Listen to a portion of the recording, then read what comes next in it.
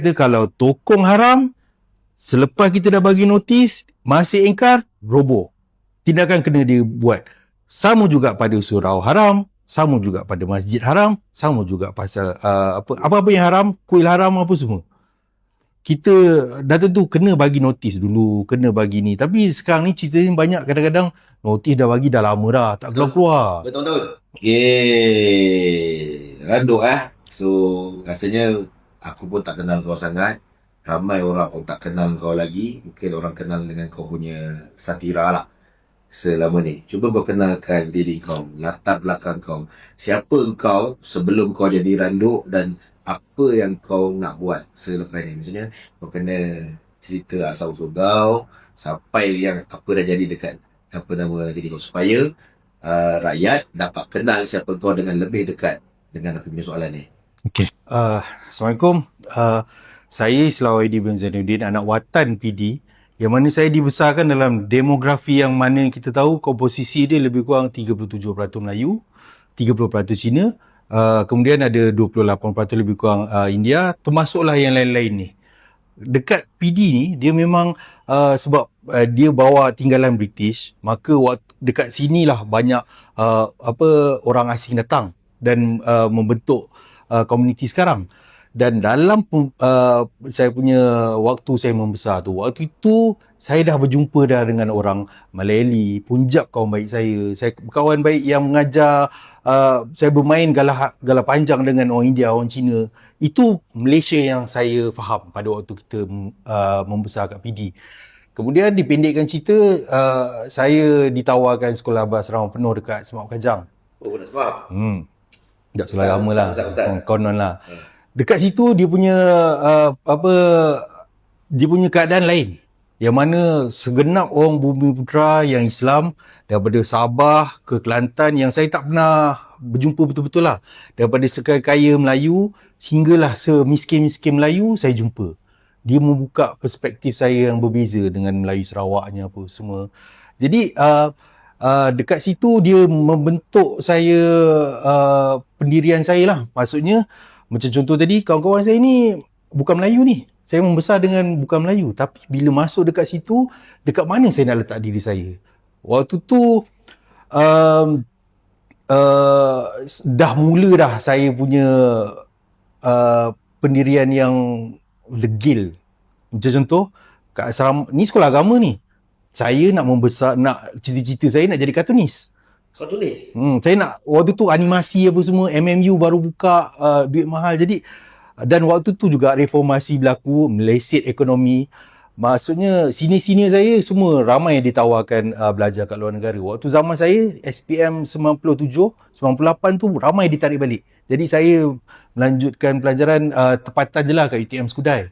Apa yang saya nak cakap dekat sini, saya kat sekolah tu, dengan keadaan sekolah agama yang orang ada persepsi mesti jadi ustaz, tak pun bahagian sains, saya nak jadi kartunis. Saya terpaksa berdepan dengan pengetua saya, dengan bahagian pengurusan, berbekalkan keputusan saya selalu menang pertandingan melukis kat Kajang sendiri, kat PD. Jadi saya seorang je ambil SPM seni. Dalam dewan tu, dia apa nama 11 subjek kan, Smart? Waktu tu 10. 10 tu? 10. Kau seorang je yang tambah satu jadi 11? Tak, saya gugurkan biologi sebab sekolah tetapkan kena ambil 10 saja. Saya gugurkan biologi, saya ambil seni, dan seni tu saya belajar seorang. Okey. Jadi benda tu dah bermula daripada situ. Kemudiannya saya belajar kat UTM Skudai. UTM Skudai ni dia punya jati diri dia kuat sikit lah. Saya belajar dalam bahasa Melayu. Waktu tu zaman tu tak ada matrix. Apa? Ijazah Sarjana Muda Reka Bentuk Industri. Dan waktu ni sebenarnya, saya tak ada pengetahuan sangat. Kursus tu sendiri macam tikus makmal. Dia berebut antara seni bina dengan mechanical. Saya memang 20 orang je. Jadi dia kejap ke sana, kejap ke sini. Jadi betapa pada ketika itu sendiri saya dah belajar untuk nak sorang-sorang. Nak buat kerja sorang-sorang. Jadi dipendekkan cerita lagi, waktu dah kerja di lapangan industri, bendanya berbeza dengan apa yang digambarkan. Sebagai contoh, sebelum tu digambarkan dengan kalau nak buat apa-apa kena pakai bahasa Inggeris lah, baru gempak, barulah ada kelas. Tapi bila saya melangkah ke kerja Panasonic Jepun, kemudian ke GV bahagian aksesori pemotoran syarikat Itali, saya mula terdedah dengan dunia luar yang mana benda ni tak betul. Itali sebagai contoh, 100 jenama terkenal dia pakai bahasa dia sendiri. Orang kawan saya Itali ni dia tembak saya, aku turun Malaysia aku tak nampak identiti Melayu lah. Benda-benda tu semua dia membentuk pemikiran saya macam apa cerita lah kita punya identiti ni. Okey, saya imbas balik, tadi saya membesar dengan keadaan begitu. Kemudian bila saya masuk SMAP, saya ada hak istimewa Melayu disebabkan saya ditawarkan itu. Kemudian bila keluar, ada satu insiden waktu saya kerja kat syarikat Itali ni. Waktu ni orang Itali tak ada, orang Vietnam tak ada, dia ada kilang kat Vietnam. Orang UK tak ada, ya ada orang Malaysia je. Saya pun bantai lah cakap bahasa Melayu dalam mesyuarat tu. Tapi ada seorang budak ni, dia tak puas hati. Dia kata, dia dulu sekolah Cina. Kemudian belajar pun dekat saya tak ingat Singapura ke Taiwan. Jadi dia tak faham bahasa Melayu, dia minta saya cakap bahasa Inggeris. Cakap Melayu dalam meeting dengan orang Itali. Dengan orang Malaysia. Orang Malaysia. Dengan orang Malaysia. Jadi dia tak puas hati. Dia tak faham. Dia tak faham. Dia orang Malaysia. Dia orang Malaysia. Jadi saya pun rasa benda tu agak terganggu. Macam mana orang Malaysia boleh tak tahu cakap bahasa Melayu?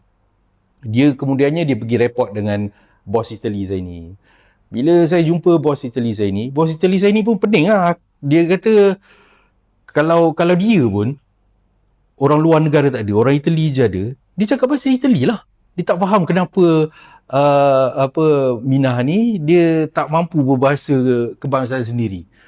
Minah ni tak puas hati lagi, dia bawa naik dekat bos yang pegang saham China Malaysia lah. Shareholder. Jadi saya pun jumpa dia, saya baik dengan dia. Dia memang yang bagus lah. Dia kata dengan saya, Islah, dia ni businessman. Apa yang saya bawa isu ni, kenapa? Sebab saya siap suruh macam kita ada peruntukan hantar latihan untuk pekerja semua kan. Hantar dia pergi sekolah balik lah, hantar pergi kelas bahasa Melayu balik. Apa benda bahasa Melayu tak tahu kan. Betul, bos cakap dia businessman. Benda macam ni sepatutnya saya pergi jumpa dengan menteri.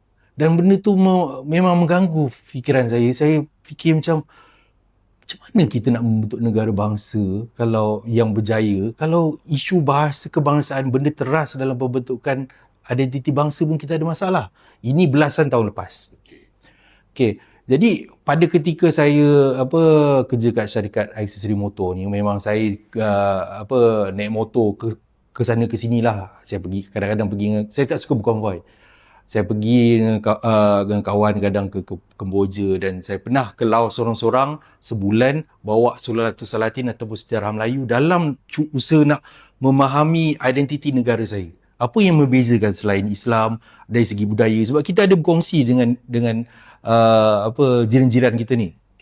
Dalam perjalanan tu saya memang saksikan sendiri betapa orang Melayu Selatan Thailand bergelut nak mengekalkan identiti dia. Malay tapi tak tahu cakap bahasa Melayu. Pakai kain pelikat ni Islam dekat surau ni, dia ajak nak kahwin dengan anak dia, benda-benda macam tu. Tapi dia mengganggu fikiran saya macam benda ni besar sebenarnya untuk pembinaan negara bangsa. Penting bahasa tu menyatukan kita semua yang pelbagai kaum, apa benda semua. Jadi saya mula mengikuti ada kelas perlembagaan persekutuan jugalah. Dan dalam masa tu saya ambil keputusan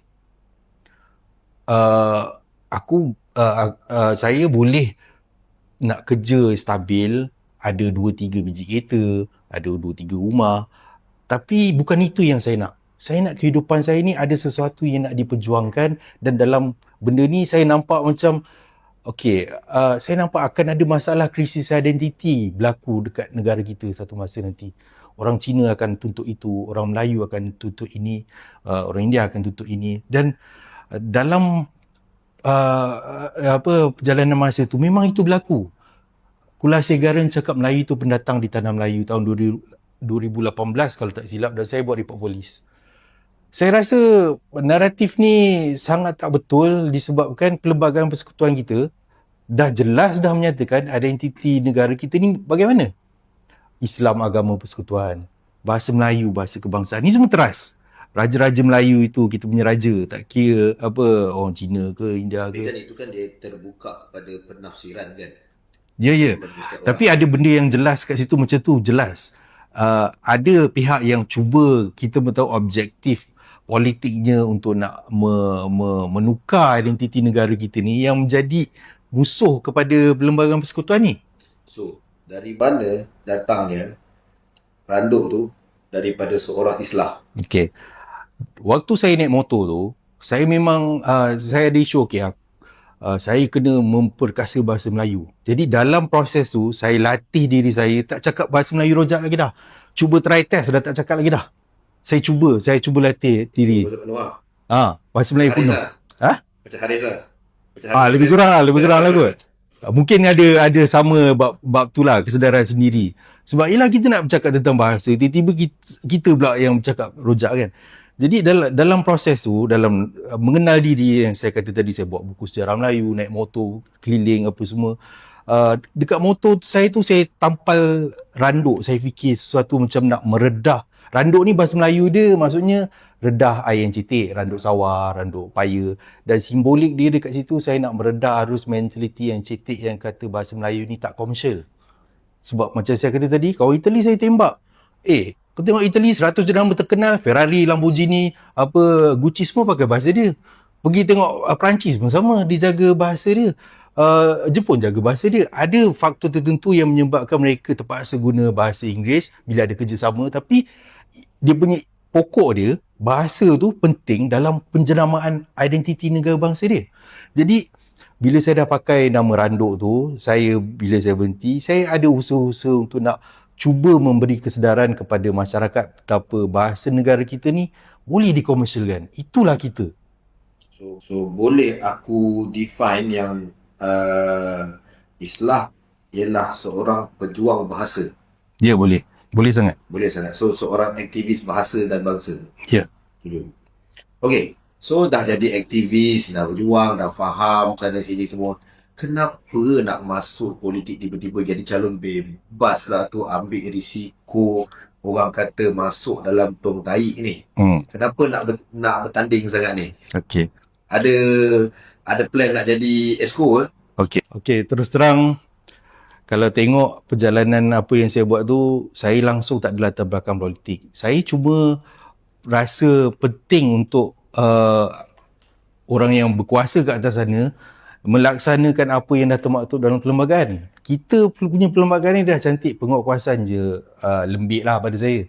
Dan pada ketika saya nak berjuang untuk bahasa Melayu, contohnya saya buat banyak aduan dekat papan tanda contohnya, yang mana bahasa Melayu mesti wajib lagi besar daripada bahasa asing. Bukannya tak boleh tulisan Cina, tapi bahasa Melayu lebih diutamakan. Macam saya kata tadi, saya dah pergi pada usia lebih kurang umur 30 ke 31 waktu tu, dengan duit saya sendiri, 26 negara saya dah pergi. Bukannya nak kata banyak sangat, tapi maksudnya bila saya pergi tu saya tengok, bukannya sekadar pergi ambil gambar. Saya betul-betul cuba mendalami bagaimana pembentukan negara bangsa lain. Bila dalam keadaan saya memperjuangkan bahasa Melayu ni, saya dapati politikus sendiri, menteri sendiri membelakangkan bahasa. Dan saya nampak, kampung saya ni ada masalah ni. Nama dia nama penjajah. Dan kalau saya dapat ringkaskan kan, Port Dickson ni. Kalau saya cuba ringkaskan, benda ni sebenarnya lepas kita merdeka, kita dah ada usaha nak nyah identiti penjajah. Dia tak kira awak ni Melayu ke Cina ke India ke agama apa pun, Dickson adalah penjajah kita. Jadi lepas merdeka tahun 63, North Borneo ditukar jadi identiti pakai nama Sabah. Kenapa kau rasa yang politikus ni semua dia jadi lembik untuk nak membuat penguatkuasaan kita punya perlembagaan yang kau kata yang dah okey tu?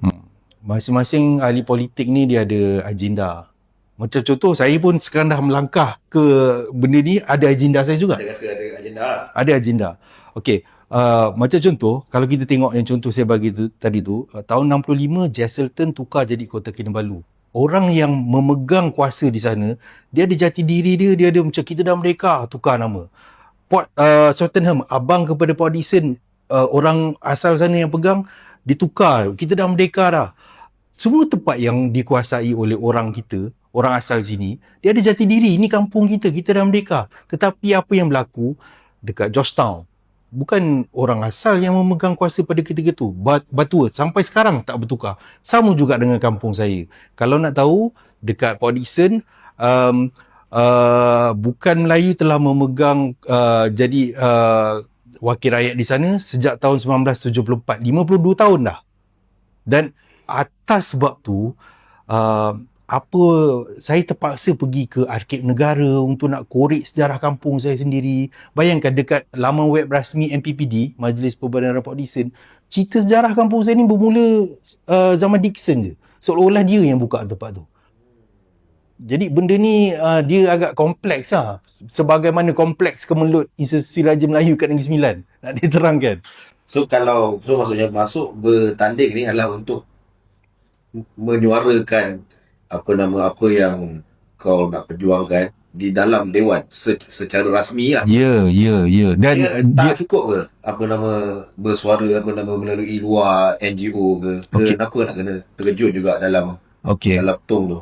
Okey, untuk pengetahuan, saya dah buat dengan cara yang berlunaskan undang-undang. Kita ada kebebasan bersuara perkara 10. Saya telah buat aduan, benda semua tak jalan. Kemudiannya bila saya bersuara, tiba-tiba saya dikenakan sekatan SKMM, saya di lock up, saya di macam-macam lah. Jadi dekat sini, saya sebenarnya waktu PRN Negeri Sembilan, saya faham ini akan jadi tumpuan seluruh Malaysia pada Negeri Sembilan. Jadi pada asalnya, saya cuma buat kira-kira, saya nak lancarkan web petition tukar nama Port Dickson ke Partai Dermaga. Semua dapatan yang saya dapat daripada Arkib Negara, yang saya korek sendiri dari Arkib British, semua didedahkan kat sini. Betapa kerajaan yang mempertahankan nama penjajah ni, dia langsung tak ada alasan nak simpan nama ni. Itu asalnya rancangan. Jadi saya buat kira-kira, 8,000 ke 10,000 nak bayar iklan Facebook, baik masuk bertanding. Terus capaian dia, itu tujuan asal dia. Okay, maksudnya masuk asalnya untuk nak dapat free marketing je. Ya, untuk tujuan tukar nama kampung saya ni. Kalau katalah memang dah masuk, maksudnya tak ada niat untuk nak menang lah, just untuk nak capai. So kalau menang, bonus lah. Kalau menang, saya sendiri boleh tukar. Saya tak perlu berharap pada ahli politik lain yang kita pun tahu mereka tak perjuangkan benda ni sebab mereka takut hilang undi. Ada kuasa ke untuk nak tukar nama tempat? Okey, yang kuasa bahagian untuk PD dalam kes PD ni, dia kuasa yang paling tinggi adalah Datuk Undang Sungai Ujong. Sebab ini di bahagian Datuk Undang Sungai Ujong yang mana raja bagi-bagi kawasan. Kenapa selama ni undang tu tak nak tukar je? Okey, inilah yang saya kritik sebelum ni. Saya bukannya, dia ada beza. Saya menjunjung institusi Raja-Raja Melayu. Tapi kadang-kadang, yelah kita ni manusia. Bila duduk berada kat situ, saya bagi contoh kalau sebab PD ni dia punya sejarah dia lari sikit daripada Negeri Sembilan. Dia pernah berada bawah Selangor. Sebelum tu dia berada bawah Johor Riau. Sebelum tu dia adalah Melaka. Orang PD dia tak cakap Negeri Sembilan. Okey, dia asalnya orang Melaka, orang laut yang kita belajar sejarah dulu. Orang laut tu berevolusi jadilah Melayu ni. Jadi saya bagi contoh waktu jalan Temiang ditukar ke jalan Chen Hin, ramai orang Sungai Ujong marah. Ini nama asal orang asli, apa pasal tukar? Tapi Port Dickson ni dia tak ada kena-mengena sangat dengan Datuk Undang Sungai Ujong ataupun orang-orang belah sana. Dan orang-orang di PD, sebagai contohlah pakcik-pakcik yang saya yang dah tua ni 80, dia lahir je nak ada nama Port Dickson. Dengan sejarahnya tak tahu, dia dah beranggapan itulah kampung dia. Maksudnya undang tu macam tak ada rasa kepemilikan, tak ada rasa belonging juga dekat nama Port Dickson. Itu bukan tanah jajahan asal dia. Dia begini, saya lihat ini masalah kita semua yang mana kita tak pandang betapa penjenamaan itu sangat penting. Dia tak nampak benda ni adalah pintu kepada pelacuran bahasa Melayu kepada seluruh Negeri Sembilan pada ketika tu. Sekarang mungkin dah sedar kot. Nak tak nak, bila kau dah menawarkan diri untuk bertanding, sedikit sebanyak kau seorang politikus lah. Sedikit sebanyak. So apa beza kau dengan politikus lain? Macam dulu sahabat kita Adam Adli, yang Safura dulu pernah menjadi pejuang di jalanan, dan bila jadi pemimpin dia berubah. So apa beza kau mudah-mudahan insya-Allah berbeza dengan Dewang ni. Kalau mungkin menang, ditakdirkan menang, kan? Apa beza? Okey, terus terang saya tak ada cita-cita politik. Macam saya katakan tadi, saya masuk di situ sebab tak ada wakil Melayu dalam kuasa saya yang majoriti Melayu, dan saya nampak pada ketika itu cara yang paling efektif untuk saya bawa isu ni supaya menjadi beban kepada Datuk Undang Sungai Ujong yang berebut kuasa, menjadi beban kepada menteri besar yang berebut kuasa, menjadi beban kepada Ketua Majlis ataupun semua politikus yang berebut kuasa ni. Bila saya buat petition tu contohnya, katakanlah jumlah tuntutan tu ramai. Jadi saya menang ataupun kalah, saya sudah mencapai objektif saya. Itu yang paling penting. Jadi yang membezakan lagi, saya ni tak ada parti politik. Dan ada banyak orang kat luar sana kata, dia ni kena bayar ni pecah undi. Saya minta, kalau Tuan Alif sendiri nak scrut, saya silakan. Scrut lah, scrutnya. Okay. Jadi saya tak tunduk kepada mana-mana agenda politik yang lain. Agenda politik saya nak selamatkan kampung saya, itu paling utama. So, maksudnya lebih pada pendekatan lokal lah maksudnya. Fokus dekat tempat tu lah. Maksudnya tak ada impian besar untuk nak jadi MB ke tidak lah. Okey, saya terus terang. Yang peringkat pertama, saya nak selamatkan kampung saya. Negara saya pun sekarang mengalami masalah. Berkenaan dengan macam saya kata tadi, buat aduan bahasa Melayu ni apa pasal tiba-tiba aduan di Padam lah. Ada dalam siswa di Padam. Saya dengar cerita awak buat aduan, awak sendiri yang kena tangkap. Betul ke? So saya nak tanya, berapa kali pernah kena lock up? Kenapa kena tahan? Kena lock up? Dan saya dengar dah kena dakwa. So boleh cerita?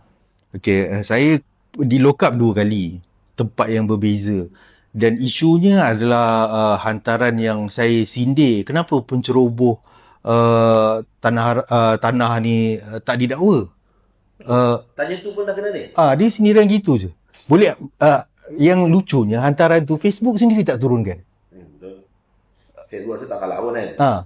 Saya waktu tu, okey, cerita asal dia, saya buat aduan pelacuran bahasa Melayu di Perak, di Ipoh, di Gerbang Malam. Kat sana ada banyak papan tanda yang membelakangkan bahasa Melayu.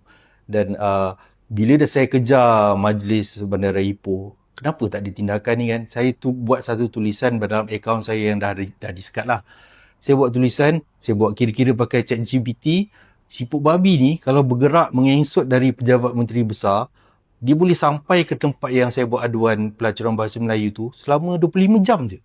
Okay. Tapi menteri besar tak tengok lagi. Kenapa kat kawasan tu bahasa negara kita dilacurkan macam kita tak ada undang-undang. Jadi benda tu tular. Saya kritik, saya tak hina. Bila benda tu tular, ada report daripada dekat Lenggong sana, tempat MB Perak lah, yang menyebabkan saya perlu hadir ke Balai Polis Gerik untuk beri keterangan. Bila sampai sana, telefon saya dirampas. Dan itu under Akta Sultan? Itu Akta Sultan. Bukan SKMM? Bukan SKMM. Kemudiannya nak pendekkan cerita, saya tak nak menyalahkan siapa-siapa, kad pengenalan saya tak dikembalikan. Waktu tu nak isi minyak semua payah lah.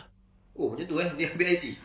Ke dia terhilang kan? Tak, dia waktu ambil keterangan, saya kena bagi dia kad pengenalan. Tapi sama ada saya terlupa ataupun dia sengaja tak bagi ke, saya tak tahulah.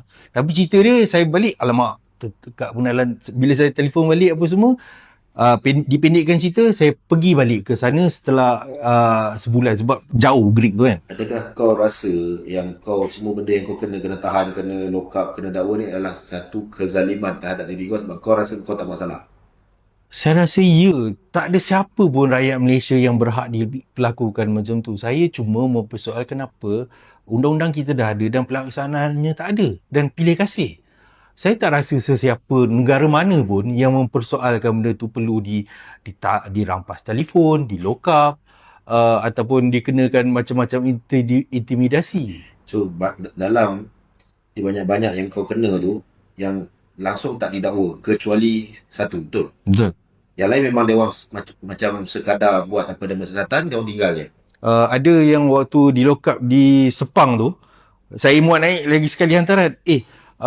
Penceroboh patutnya dakwa lah penceroboh tu. Kenapa aku pula kena lock up waktu tu? Ingatlah polis dekat logo tu tertera nama Ahmad Muhammad. Pak kena masuk satu lagi. Waktu tu ada Malam lagi kena? tu malam. Itu kat Sepang. Kena bogel tak? Tak kena? Yang kat Sepang tak. Yang dekat Pulau Pinang kena. Kena bogel? Sial. Tapi terus-terang saya cakap pegawai polis tu semua baik. Sebab saya faham diorang mereka terima arahan daripada Wahyu tingkat atas. Menurut arahan. Ya. Kalau tengok benda tu pun memang pegawai tu pun senyum, dia tak boleh nak cakap apa. Yalah. Tapi cerita dia waktu saya dekat Sepang tu lepas di lock up, ada cubaan reman yang mana laporan tu saya dapat tahu laporan polis sendiri dan mahkamah memerintahkan saya dibebaskan serta-merta. Kau ada satu pendirian yang jelas lah dalam isu ni kan. So, boleh kau cerita dekat apa nama aku, apa pendirian kau dengan segala bentuk binaan haram ni, termasuk bela haram, even kalau surau, kalau buat dekat tanah orang tu, kita macam aku akan panggil surau haram lah. Apa nama, gerbang haram, penempatan haram. Apa stand kau untuk kau bagi tahu dekat orang yang bakal mengundi kau dekat area audition ataupun tempat kau nanti, pendirian kau yang jelas terhadap isu ini. Sisi kau pun dah lokal sebab tu kan. Adakah kau berubah? Cuba kau cerita. Saya daripada dulu perjuangan saya berpegang kepada Perlembagaan Persekutuan. Dan daripada rukun negara itu sendiri, kita boleh tengok ada keluruhan perlembagaan, kedaulatan undang-undang. Dan dari sini, isu binaan haram ni, bila dah langgar undang-undang, tak kira masjid ke, surau ke, tempat kita parkir ke, kalau dah haram, salah lah. Tetapi, ada bendanya perlu diselesaikan dengan sebenarnya polisi yang bagus. Sebab ada isu-isu orang terdahulu yang tak dapat nak selesaikan, dia jadi makin membara sekarang. Saya bagi contoh. Bila dengar binaan haram, semua pakcik-pakcik yang ada, alamak, kat depan rumah ada tempat kita parkir tu lah, bangsal apa benda semua tu kan, macam mana? Pada pandangan saya, lagi elok dikeluarkan polisi.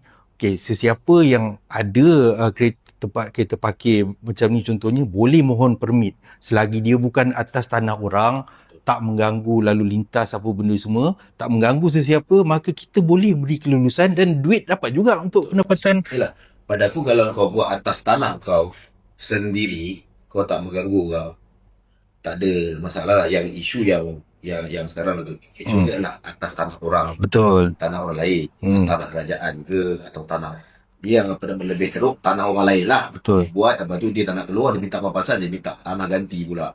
So kau punya pendirian kau selaku orang audition yang kita boleh kata 50-50 lah dengan orang bangsa lain ni, adakah kau masih kekal dengan kau punya pendirian kau yang tegas, yang kau memang takkan memberi muka ataupun tak ada toleransi dalam bab ni, tak ada kompromi dalam bab ni? Saya terpaksa terus terang, saya tak mahu menipu orang kampung saya. Saya tak mahu menjanjikan benda-benda yang bukan-bukan macam kita akan. Cerita dia sekarang ni, saya bagi satu contoh. Dalam saya kerja-kerja aktivis saya buat aduan pada satu pintu gerbang di Linggi, kawasan dalam PD jugalah. Dekat situ dipacakkan pintu gerbang, ditulis Datuk Nenek Moyang Cina Mendarat. Tapi tulisan Cina besar-besar. Ini kesalahan dari segi Akta Bahasa Kebangsaan, yang mana bahasa Melayu wajib diutamakan. Bahasa Melayu saja. Sama macam kalau pernah dengar dulu isu papan tanda jalan di kampung Sungai Nipah PD, dia tulisan Cina besar-besar. Itu kerja saya lah tu. Dia jadi tular dan mulalah ahli politik ni kata keluar tiba-tiba arahan daripada Menteri Besar Aminuddin Harun ketika itu nak buat dua bahasa. Benda tu salah dari segi undang-undang. Saya berpegang kepada undang-undang, bahasa Melayu wajib dalam kes ni guna bahasa Melayu saja. Jadi dalam kes pintu gerbang tadi tu, bila saya buat aduan, saya dapati rupa-rupanya pintu gerbang tu tak ada permit. Sebab dia tak guna benda yang betul lah. Bila tak ada permit, macam mana orang tu boleh pacak kat situ? Dia cuba menuntut tempat tu sebagai tempat dia. Saya bagi ni dari sudut sejarah, pelabuhan Melayu lama tu bukan nenek moyang Cina je mendarat. Orang Arab pun mendarat dekat situ. Orang Bugis, orang Minang, orang Belanda mendarat situ. Orang Linggi bertempur dengan Belanda situ. Jadi bila perkara macam tu, walaupun saya perlukan undi orang Cina, tapi cuba fikir rasional dia. Adakah benda ni patut saya tutup sebagaimana ahli politik lain bagi macam okay, kita tutup mata, kita nak undi dia. Saya tak boleh tipu orang kampung saya. Benda ni salah. Jadi dari sudut tu kompromi. tak ada kompromi dan mereka sepatutnya kena ni kenapa kata itu tempat nenek moyang Cina mendarat je. Faktanya tak betul. Dari sudut itu saja dia dah salah. Kita kalau tokong haram, selepas kita dah bagi notis, masih ingkar, roboh. Tindakan kena dia buat. Sama juga pada surau haram, sama juga pada masjid haram, sama juga pasal apa-apa yang haram, kuil haram apa semua. Kita dah tentu kena bagi notis dulu, kena bagi ni. Tapi sekarang ni ceritanya banyak, kadang-kadang notis dah bagi dah lama dah, tak keluar-keluar. Betul. So jelas apa nama kau punya pendirian lah. So untuk orang yang faham, yang nak sokong dia, ini satu pendirian yang tegas lah, which is kita tak dengar daripada politikus lain lah. Saya nak selit sikit. Untuk bab-bab yang berkenaan dengan agama ni tadi, tak ada satu agama pun yang mengajar menceroboh. Betul, setuju. Yang tu setuju. Jadi ada pihak yang menunggang agama untuk nak menghalalkan apa yang mereka buat. Jadi saya minta kepada semua yang mendengar, kita semua dah tahun 2026. Kita semua dah bijak dah. Jadi rasional lah bab ni. Kalau aku jadi kau punya pengundi, kenapa aku kena undi kau? Kalau aku orang kampung, kau anggaplah semua orang ni generals, dia akan boleh ada satu kefahaman. Kenapa kita orang perlu undi kau? Okey. Saya nak jawab dalam dua bentuk. Yang pertama, khas untuk pengundi di kampung saya lah, Dun Sri Tanjung. Tak payah malu, takut lagi, Melayu perlu bangkit. Saya adalah sebahagian daripada kamu. Saya adalah suara kita yang disekat, yang tak dipandang oleh sebahagian orang yang meminggirkan kita dari sudut kita ni anak Negeri Sembilan tapi dipinggirkan lain. Nak tukar sejarah kita ditutup, nak nama penjajah pun bagi alasan banyak. Jadi untuk itu saya berharap pengundi Sri Tanjung ni kita tolak ke tepi sepadan agama, parti politik, keturunan kita, jantina kita ke apa ke. Port Dickson adalah penjajah kita semua. Dan apa yang saya cuba bawa adalah untuk nak kembalikan kita bersatu, tidak dipengaruhi oleh agenda politik orang lain, untuk kepentingan kita bersama. Tak kira keturunan apa pun, kita berpaksikan pelbagai persekutuan. Kalaulah ditakdirkan kau menang dan kau ditakdirkan menjadi kingmaker, penentu, kan? Maksudnya dewan tergantung. Pihak mana yang kau akan pilih? Sebab kau datang seorang-seorang, sebab kau tak ada tim, kau tak ada pasukan, kau seorang-seorang saja. Pihak mana yang kau akan pilih? Rasanya rakyat perlu tahu ke arah mana kau akan pergi. Kalau saya menang, maksudnya rakyat kampung saya, Sri Tanjung, mengundi memilih saya. Jadi untuk itu saya perlu fikir apa kepentingan yang paling besar untuk rakyat. Dalam kes ni, saya tidak akan beri kerjasama dengan mana-mana pihak yang cuba menyekat kebebasan bersuara rakyat, yang cuba melokapkan orang yang mempertikaikan pilih kasih penguatkuasaan, orang yang cuba menyekat suara orang yang nak menyekat, nak nyah identiti penjajah. Benda-benda teras. Kebebasan bersuara ni dijamin perkara 10 Lembaga Persekutuan. Jadi saya tak akan bekerjasama dengan pihak yang macam itu. Saya akan lebih kepada memperkasa, macam saya kata tadi, pro Perlembagaan Persekutuan yang mempertahankan institusi Raja-Raja Melayu, yang memperkasa bahasa Melayu, bukannya yang bercanggah dengan Perlembagaan Persekutuan. Since kau cakap tadi pasal menghalang kebebasan bersuara, so aku nak tanya balik lah.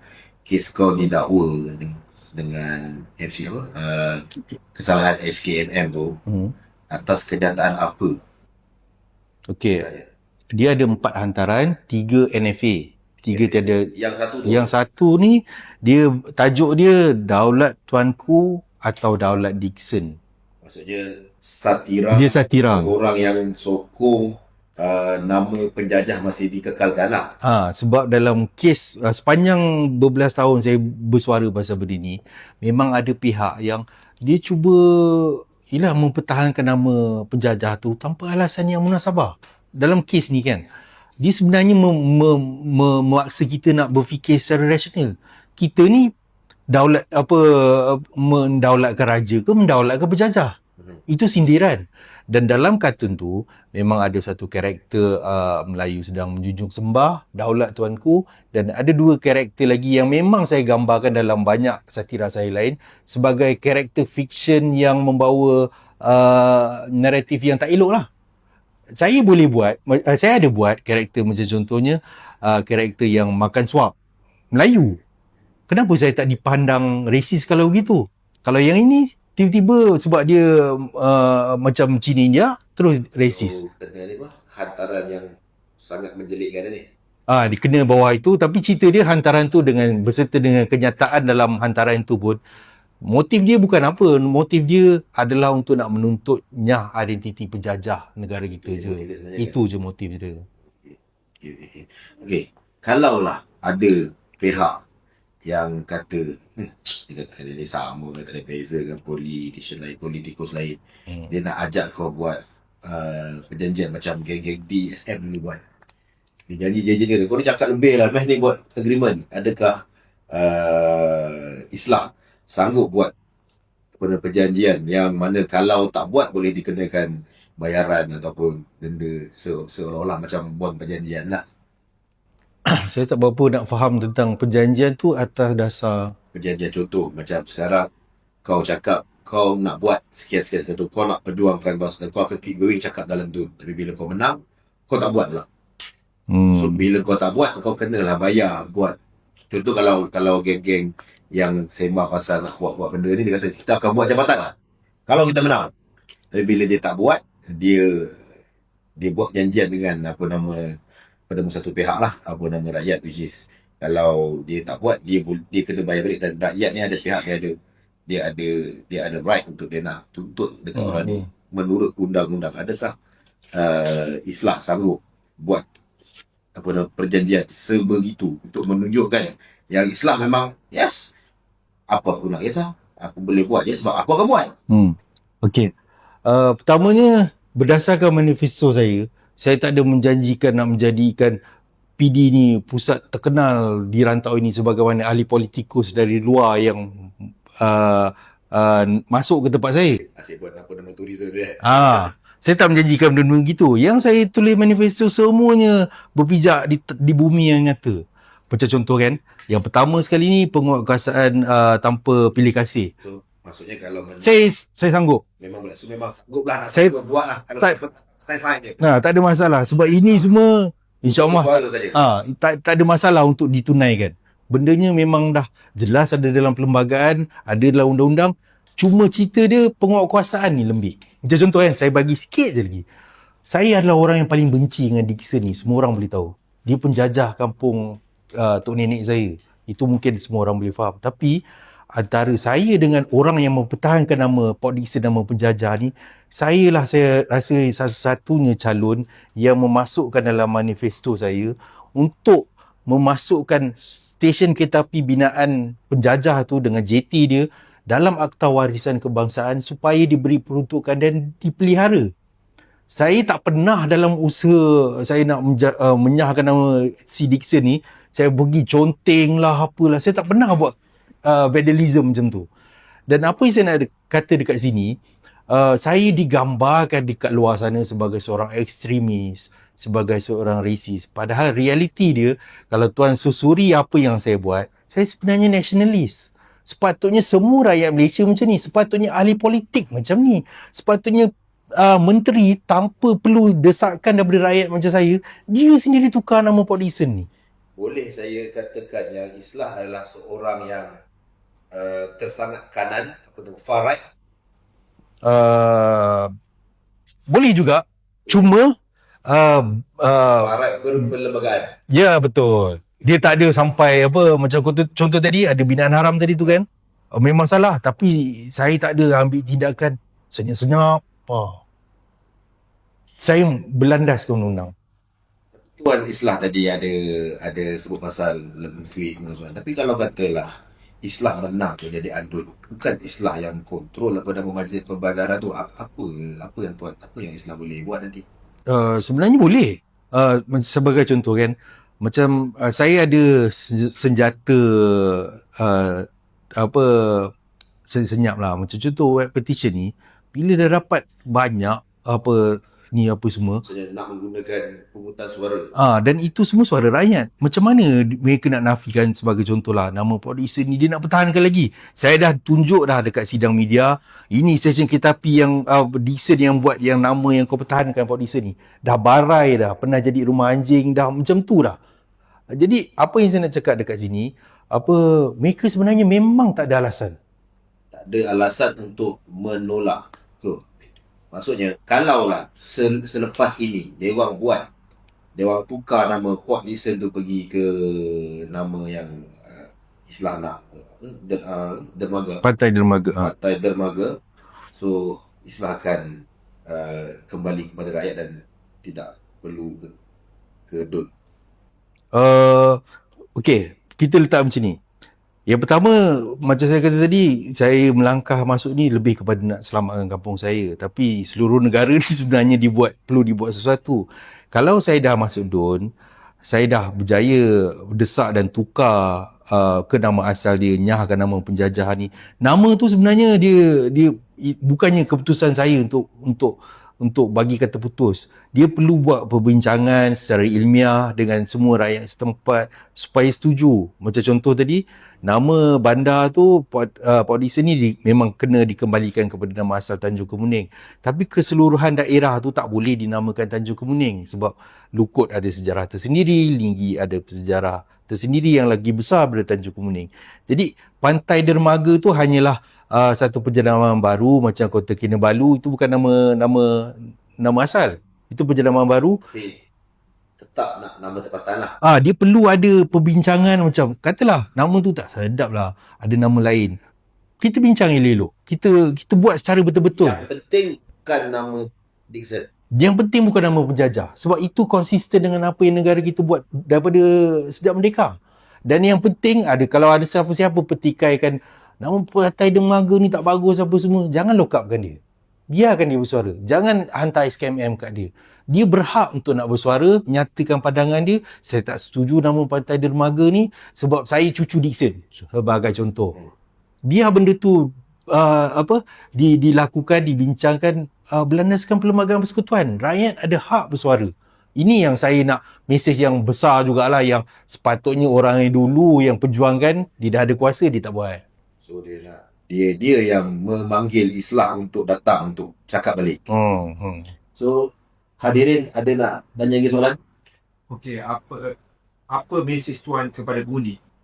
Okey, tuan-tuan, kita dah merdeka. Kita sepatutnya sebagai bangsa merdeka ni bukannya lagi tunduk kepada mana-mana identiti asing. Kita perlu bangkit untuk nak membina identiti kita sendiri, dan ini merangkumi kepada segala aspek. Ekonomi, kita punya pemuliharaan identiti sejarah kita, pemerkasaan identiti kita. Sebab ini yang kita nak wariskan nanti kepada keturunan seterusnya.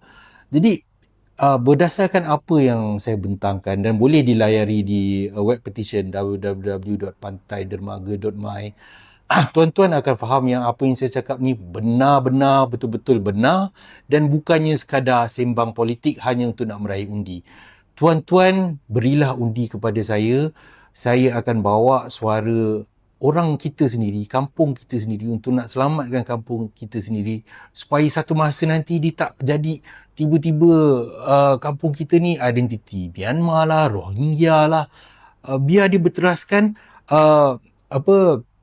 sejarah kita, tok nenek kita, dan bukannya dinamakan ataupun dijenamakan dengan kepentingan politikus. Ini jalan MCA, ni jalan MIC, ni jalan DAP. Kita ada sejarah lama kita yang masih tak didedahkan lagi. Dan untuk itu, benda yang lagi penting, bila teras ni kita dah selamatkan, insya-Allah dia akan berkembang kepada apa yang perlu untuk kita hidup makan tiap hari dari sudut ekonomi dan kita punya kehidupan yang lebih indah, lebih stabil, lebih harmoni di kampung kita sendiri. Undilah saya, Islah Wahyudi Zainuddin, calon nombor 4.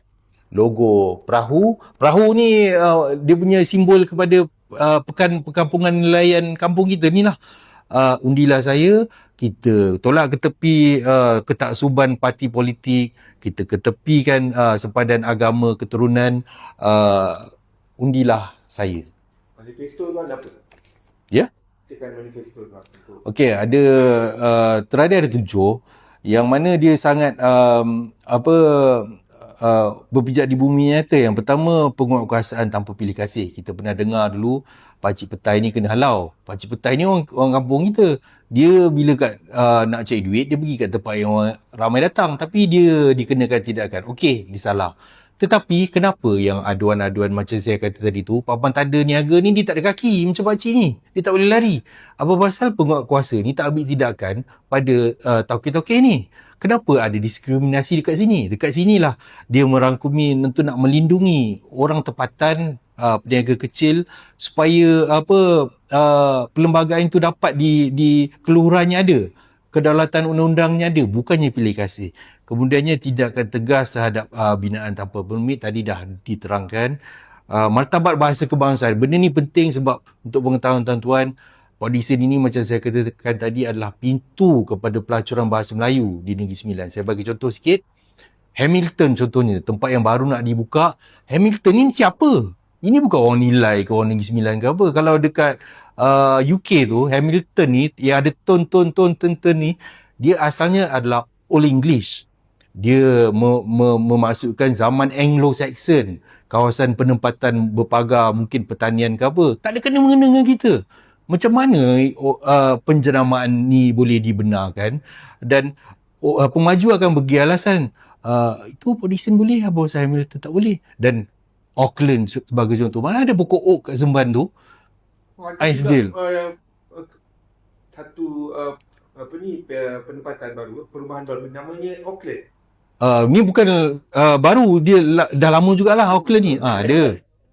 Airedale ada. Jadi apa yang saya masukkan kat sini, benda ni penguatkuasa sendiri lupa bahasa kebangsaan, bahasa Melayu itulah yang sebenarnya teras untuk nak menjaga identiti Negeri Sembilan ni supaya tak lari. Bahasa kalau contoh Temiang. Temiang ni nama orang asli. Bukannya tak boleh kalau besar sangat jasa Chen Man Hin tu. Apa pasal tukar nama Temiang? Bagilah nama kat jalan baru yang baru nak dibuat, nama sekolah ke. Tak ada masalah. Ini jalan Mufti pun ada juga dah ditukar. Ini semua alasan politik. Sama juga Sikamat tu penting juga nama jalan Sikamat tu ditukar kepada nama Mufti. Sikamat ni sejarahnya ada. Sebelum Mufti tu lahir, sebelum Chen Man Hin tu mendarat dari China, Temiang ni dah ada dah. Jalan yang barulah. Ya. Menurut Islam agama persekutuan kita, keadilan itu adalah meletakkan sesuatu pada tempat yang betul. Bila diletakkan dipadamkan nama Temiang, sejarah orang asli ini adalah perkara yang tidak adil. Kalau diletakkan, macam saya kata tadi, dia banyak bagi sumbangan dekat komuniti Cina contohnya. Bagi nama kat Tokong tu tak ada siapa marah. Jadi seterusnya ketelusan pentadbiran PBT ni semua macam saya kata tadi itulah, ada pihak yang tak telus dalam menjalankan penguatkuasaan. Kemudian bahagian pertahan warisan sejarah dan jati diri, ini yang saya masukkan. Sebenarnya apa yang saya buat melalui web petition www.pantaidermaga.my ni dah boleh digunakan untuk tuan-tuan kalau tuan-tuan nak tahu sejarah kampung kita ni. Selusuri dekat situ, tanda tangan tuan boleh nampak, dan benda ni lebih besar daripada apa yang diusahakan oleh MPPD yang banyak duit peruntukan gaji apa benda semua tu. Saya buat seorang dan saya tak ada nak cas apa-apa. Ini untuk kepentingan kita bersama. Dan macam saya kata tadi, kereta api ni akan dimasukkan dalam Akta Warisan Kebangsaan. Masjid Kampung Bahasa Kapur yang satu-satunya tinggalan kampung bahasa Kapur yang dah lenyap akibat pendudukan British ni pun kita akan masukkan dalam Akta Warisan Kebangsaan. Dan ini Tuan Alip, ini bukannya orang bukan Melayu dia tak ada bukannya saya nak ni, dia tak akan ada rasa kekitaan dekat situ. Ini orang asal je yang ada kekitaan. Ini datuk nenek aku punya kampung dulu. Dan kemudiannya yang terakhir adalah suara rakyat didahulukan. Ini saya cuba menyatakan bahawa segala sekatan yang dikenakan kepada saya tidak adil dan tidak sepatutnya dikenakan kepada mana-mana rakyat Malaysia. Dan saya akan berdiri sebagai, kalau terpilih sebagai wakil rakyat Tuan, kalau Tuan dikenakan sebagaimana saya dikenakan, Tuan tak puas hati dengan nama yang saya cadangkan ataupun apa saja, tiba-tiba ada SKMM, polis, saya akan ke depan dan mempertahankan Tuan. Itu janji saya.